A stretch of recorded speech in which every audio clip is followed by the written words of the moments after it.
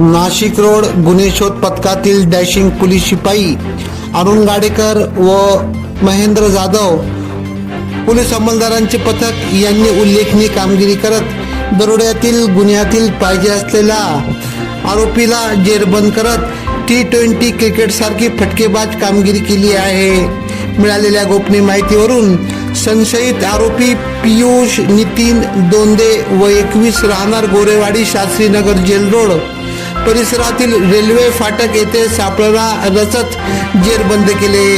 सदरची कामगिरी Nashik road police स्टेशनचे वरिष्ठ पोलीस निरीक्षक जितेंद्र सपकाळे, गुन्हे शाखेचे वरिष्ठ पोलीस निरीक्षक बडेसाहेब नायकवाडे यांच्या मार्गदर्शनाखाली सहाय्यक पोलीस निरीक्षक प्रवीण सूर्यवंशी, गुन्हे शोध पथकातील पोलीस हवालदार विशाल पाटील, सागर आडणे, महेंद्र जाधव, अरुण गाडेकर, रोहित शिंदे, योगेश रानडे आदींनी केली।